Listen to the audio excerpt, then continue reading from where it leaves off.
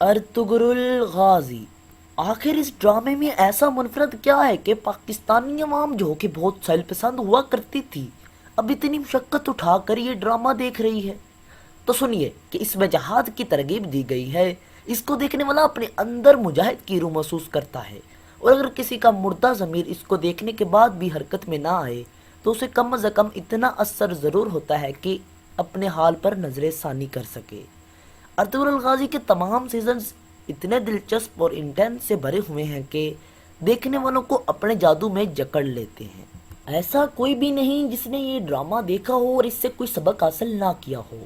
ایسے جذبے سے بھرپور ڈرامے تاریخ میں کبھی کبھی ہی ملتے ہیں۔ نیو یارک نے ارطغرل غازی کو مسلمانوں کا سافٹ بم قرار دے دیا ہے۔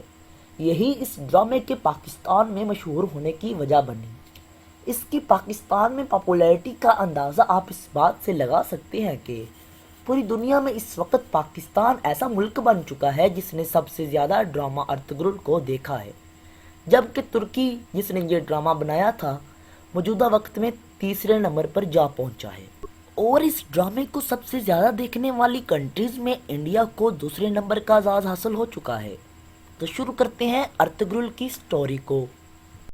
ارطغرل 1190 کو ترکی کے موجودہ صوبے بروسا میں پیدا ہوا۔ ارطغرل بچپن سے ہی نہ ڈر اور بہادر تھا۔ اسے گھڑ سواری، تیر اندازی اور تلوار بازی اپنے باپ سے سیکھنے کو ملی تھی۔ ارطغرل طاقتور ہونے کے ساتھ ساتھ انتہائی دانش مند بھی تھا۔ جب وہ شکار کے لیے نکلتا تو کبھی خالی ہاتھ نہیں لوٹا تھا۔ یہی وجہ تھی کہ اس کا باپ سلیمان شاہ اس پر بہت بھروسہ کرتا تھا۔ جب مغولوں نے ترکستان پر حملہ کیا تو بہت سے قبیلوں نے ہجرت کی اور ایشیائے کوچک کی جانب روانہ ہو گئے۔ جس قبیلے میں ارطغرل قیام پذیر تھا اس کا نام کائی قبیلہ تھا، اور کائی قبیلے کا سردار ارطغرل کا باپ سلیمان شاہ تھا۔ کائی قبیلے نے شام کے قریب ایک علاقے میں پڑاؤ ڈالا، لیکن یہ علاقہ سردیوں کے موسم کے لیے بالکل بھی محفوظ نہیں تھا۔ اسی مصیبت کے باعث ارطغرل کا باپ چاہتا تھا کہ جلد از جلد اس سے بہتر اور محفوظ مقام کی جانب ہجرت کی جائے، اس لیے سلیمان شاہ نے اپنے بیٹے کو حلب بھیجنے کا فیصلہ کیا، جہاں پر سلطان صلاح الدین ایوبی کے جانشین کی حکومت تھی۔ حلب کے سلطان العزیز کے پاس ارطغرل کو سلیمان شاہ کے ایلچی کے طور پر بھیجا جانا تھا، لیکن اس سے پہلے ایک ایسا واقعہ رونما ہوا جس نے کائی قبیلے کو مشکلات اور مصیبتوں میں دھکیل دیا۔ ارطغرل اپنے جانساروں کے ساتھ شکار کے لیے جا رہا تھا کہ اس نے دیکھا کہ کچھ صلیبی سپاہی قیدیوں کو لے کر جا رہے ہیں۔ ارطغرل نے اپنی بہادری سے قیدیوں کو بچا لیا اور صلیبیوں کو قتل کر دیا، جبکہ قیدیوں کو قبیلے میں لے آیا۔ صلیبیوں سے لڑتے وقت ارطغرل نے اناتولیا پر قابض صلیبی سردار تیتوش کا بھائی بھی قتل کر دیا، اور یہی کائی قبیلے کے ساتھ صلیبیوں کی دشمنی کی وجہ بنی تھی۔ ارطغرل جن قیدیوں کو رہا کر کے اپنے قبیلے میں لایا تھا اور انہیں زندگی بسر کرنے کی جگہ دی، ان قیدیوں میں ایک شخص رومی شہزادہ غیاث الدین اور اس کا بیٹا شہزادہ شہیر اور بیٹی شہزادی حلیمہ تھی، جو کہ بعد میں ارطغرل کی بیوی بنی۔ اس وقت کسی بغاوت کو کچلنے اور تخت کی حفاظت کے لیے سلطان نے اپنے ہی بھائیوں کو قید کر لیا تھا، لیکن شہزادہ نعمان کائی قبیلے کے ہاتھ لگ گیا۔ شہزادہ نعمان کی رہائی کے لیے سلجوق گورنر نے اپنی ایڑی چوٹی کا زور لگایا اور کائی قبیلے کو دھمکاتا رہا، لیکن سردار سلیمان شاہ نے اپنی روایات کو برقرار رکھتے ہوئے قیدی ان کے حوالے کرنے سے صاف انکار کر دیا۔ جب ارطغرل حلب کے سلطان سے ملنے گیا تو سازشوں نے قیدیوں کو سلجوقیوں کے حوالے کر دیا۔ حلب میں ارطغرل بہت سی سازشوں کا شکار بنا، لیکن اپنے تیز دماغ کو استعمال کرتے ہوئے اور بہت ہی بہادری سے ارطغرل وہاں سے بچ گیا۔ ارطغرل نے جو علاقہ سلطان سے حاصل کیا تھا وہ صلیبیوں کے قلعے کے بہت نزدیک تھا، اور اس میں کائی قبیلے کا قیام پذیر ہونا موت کے مترادف تھا۔ قبیلے کے سرداروں کی جانب سے اس علاقے میں رہنے پر انکار سامنے آیا، لیکن سلیمان شاہ نے جرأت کا مظاہرہ کرتے ہوئے اناتولیہ کی سرحد پر ہجرت کی اور وہاں آباد ہو گئے۔ چونکہ ارطغرل نے تیتوش کے بھائی کو قتل کر کے قیدیوں کو بچایا تھا اور تیتوش سے دشمنی مول لی تھی، اس لیے تیتوش نے اپنے بھائی کا بدلہ لینے کے لیے کائی قبیلے پر حملہ کر دیا۔ تو اس کا جواب دینے کے لیے کائیوں نے صلیبیوں کے قلعے پر حملہ کیا اور ارطغرل کی بدولت کائی قبیلے نے صلیبیوں کا قلعہ بھی فتح کر کے اپنے نام کر لیا۔ 1225 میں سلیمان شاہ اس دنیا سے چل بسے۔ سلیمان شاہ کی وفات کے بعد ارطغرل یا اس کے بھائی میں سے ایک کو قبیلے کا سردار بنایا جانا تھا، لیکن اس سے قبل کہ کوئی فیصلہ ہوتا مغولوں نے ان پر حملہ کر دیا۔ مغولوں کی ایشیائی کوچک مہم کا سربراہ ناویان تھا۔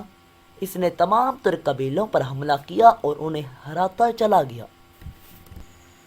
1230 میں منگول چین اور ایران کو چنگیز خان کی قیادت میں فتح کر چکے تھے، لیکن اب نویان کی قیادت میں منگولوں نے کائی قبیلے پر حملہ کیا۔ کائیوں نے مشکل سے اپنی جان بچائی اور اپنے دوست قبیلے میں جا بسے۔ اب جس قبیلے میں کائیوں نے پناہ لی وہ ارطغرل کی والدہ حیمہ خاتون کے بھائی یعنی ارطغرل کے ماموں کا قبیلہ تھا۔ اس نے کائیوں کو قبیلے میں رہنے کی جگہ دے دی۔ ارطغرل مغولوں کے ساتھ لڑنا چاہتا تھا، لیکن ارطغرل کے ماموں اور اس کے اپنے بھائی اور قبیلے کے لوگوں نے اس کی مخالفت کی۔ ارطغرل چونکہ بہت عقل مند اور بہادر تھا، ارطغرل کو پتہ تھا کہ منگول خاموش رہنے والے نہیں، وہ دوبارہ حملہ کریں گے اور ہمیں صفحہ ہستی سے مٹا دیں گے۔ ارطغرل سلجوق ریاست میں مقیم ہونا چاہتا تھا تاکہ وہ منگولوں کے خلاف جنگ کر سکے، اس لیے ارطغرل نے اناتولیہ کے مغرب کے قریب ایک علاقے کو چنا۔ ناویان کے خلاف جنگ کے دوران ارطغرل کو بہت زیادہ مصیبتوں اور پریشانیوں کا سامنا کرنا پڑا، اور جب ارطغرل کے قبیلے کے سردار کا انتخاب کیا گیا تو اس کے بھائی گلداروں نے سرداروں کو پیسے دے کر خرید لیا اور قبیلے کا سردار بن گیا۔ وہ ارطغرل کو اناتولیہ جانے سے روکنا چاہتا تھا۔ ارطغرل کے بھائی کی پشت پر سلجوق سلطان کا نامزد کردہ وزیر سعد الدین گوپک تھا۔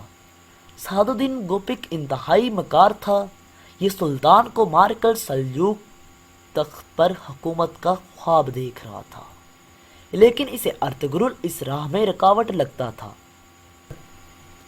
سلجوق سلطنت سلطان الہ الدین کی تھی۔ سلطان الہ الدین کی فوج کسی دوسری فوج کے ساتھ لڑ رہی تھی اور الہ الدین کی فوج قلیل تھی، اس لیے اسے شکست ہو رہی تھی۔ ارطغرل کا جب وہاں سے گزر ہوا تو اس نے دیکھا کہ ایک فوج تعداد کے حساب سے کمزور ہے اور دوسری قوی ہے، چنانچہ ارطغرل نے کمزور فوج کا ساتھ دیا اور ارطغرل کی بدولت جنگ کا پاسا بدل گیا، اور مخالف فوج ارطغرل کی شجاعت اور بہادری کی وجہ سے میدان چھوڑ کر بھاگنے پر مجبور ہو گئی اور یہ فوج جیتتے جیتتے ہار گئی۔ سلطان علاء الدین اس وجہ سے ارطغرل سے بہت متاثر تھا اور خوش بھی تھا۔ یہی وجہ ہے کہ سعد الدین ارطغرل کو اپنی راہ میں رکاوٹ سمجھتا تھا۔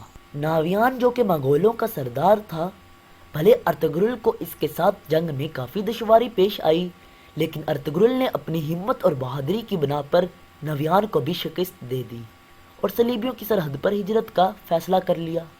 ارطغرل کو ایک دینی شخصیت ابن العربی کی رہنمائی بھی حاصل تھی، جو کہ اس کے ہر فیصلے پر رہنمائی کرتے تھے۔ اس کے ساتھ ساتھ سفید داڑھی والے بھی ارطغرل کی مدد و رہنمائی کرتے تھے۔ ان کی مرضی سے ہی ارطغرل صلیبیوں کی سرحد پر جانے کا سوچ رہا تھا۔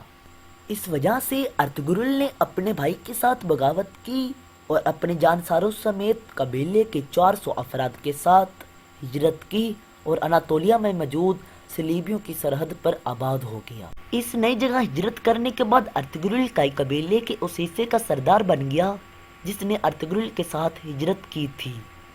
اس جگہ پر ہجرت کرنے کے بعد حالات خراب سے خراب ہوتے چلے گئے۔ قبیلے میں فاقوں کی نوبت سے بچنے کے لیے ارطغرل کے قبیلے کی خواتین نے قلین بنانے کا کام کرنا شروع کر دیا تھا اور ان قلینوں کو فروخت کر کر کھانے پینے کی اشیاء لائی جاتی تھی۔ مغربی سرحد پر ارطغرل کا سب سے بڑا حریف قبیلہ تھا، جس کا سردار جانیدار بیگ کے بیٹے اور آل نے ارطغرل کی مخالفت کی اور اس کے کلینوں کے قافلے پر حملہ کر کے کلینوں سمیت تمام مال جلا دیا اور ارطغرل کے متعدد سپاہی بھی شہید کر دیے۔ اس واقعے کے بعد ارطغرل اور اس کا قبیلہ مصیبتوں اور مشکلات میں گرتا چلا گیا۔ ارطغرل اور اس کے قبیلے کے لوگ جس بازار میں تجارت کرتے تھے اس بازار کو ہانلی بازار کہا جاتا تھا۔ ہانلی بازار کا مالک صلیبیوں کا ایک جاسوس تھا۔ جب ارطغرل کو اس بات کا معلوم ہوا کہ ہانلی بازار کا مالک صلیبیوں کا جاسوس ہے تو ارطغرل نے سفید داڑھی والوں سے مشورہ کیا اور اسے ختم کرنے کا فیصلہ کیا۔ چنانچہ ارطغرل نے اپنے دوست ترگت، جسے نورگل بھی کہا جاتا ہے، اس کے ساتھ مل کر اسے بے نقاب کیا اور اس کے ساتھ جنگ کر کے ہانلی بازار کو فتح کر لیا اور قائد جھنڈا لہرا دیا۔ ارطغرل نے اورال سے بھی بدلہ لینے کا فیصلہ کیا۔ اورال وہی تھا جس نے ارطغرل کے کلینوں کے قافلے پر حملہ کیا تھا اور تمام سامان آگ لگا کر جلا دیا تھا۔ ارطغرل اورال سے بدلہ لینا چاہتا تھا، لیکن مکار سعد الدین نے مداخلت کی اور اسے بچا لیا۔ ارطغرل سعد الدین کو کھاتے میں نہیں لاتا تھا، لیکن چونکہ سعد الدین اس علاقے کا سردار اعلیٰ تھا اس لیے ارطغرل کو اس کی مجبوراً بات ماننی پڑی۔ اس کے بعد سعد الدین نے سلجوق سلطان علاء الدین کو ارطغرل کے خلاف بھرنے کی کوشش کی کہ ارطغرل آپ کی ریاست کے اندر اپنی ریاست بنا رہا ہے۔ سعد الدین نے سلطان علاء الدین کو مزید یہ بھی کہا کہ ارطغرل کو ہانلی بازار آپ کے حوالے کرنا چاہیے تھا، لیکن ارطغرل اس پر خود قبضہ کر چکا ہے۔ لیکن سلطان علاء الدین ارطغرل کی بہادری سے بہت خوش اور متاثر تھا، اس لیے اس نے سعد الدین گپک کی ایک نہ سنی اور اسے الٹا واپس کنیا بلا لیا اور ارطغرل کو سارے علاقے کا سردار اعلیٰ بنا دیا۔ سردار اعلیٰ بنانے کے بعد سلطان نے ارطغرل کو اپنے دشمن قلعے کو فتح کرنے کا حکم دیا، کیونکہ انہوں نے سلطان علاء الدین کو مارنے کی کوشش کی تھی۔ ان سب جنگوں کے دوران اورال ارطغرل کے خلاف رہا، وہی اورال جس نے ارطغرل کے کلینوں کے قافلے پر حملہ کیا تھا اور سب کچھ جلا دیا تھا۔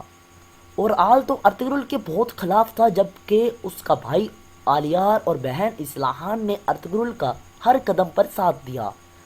اورال کو تو ارطغرل نے بغاوت کے جرم میں قتل کر دیا اور آلیار اپنی پوری ہمت اور جذبے سے جنگ لڑتے وقت دشمنوں کے ہاتھوں شہید ہو گیا، جبکہ ان دونوں بھائیوں کی بہن اصلاحان کو قبیلے کا سردار بنا دیا گیا۔ ارطغرل کا دوست درگت، جسے نورگل بھی کہا جاتا ہے، اس کی بیوی منگولوں کے حملے میں زندہ جلا دی گئی تھی، اس لیے ارطغرل نے اصلاحان کی شادی اپنے سب سے بہترین دوست ترگت سے کروا دی۔ یوں مرے ہوئے اورال کے قبیلے میں دوستی پیدا ہو گئی۔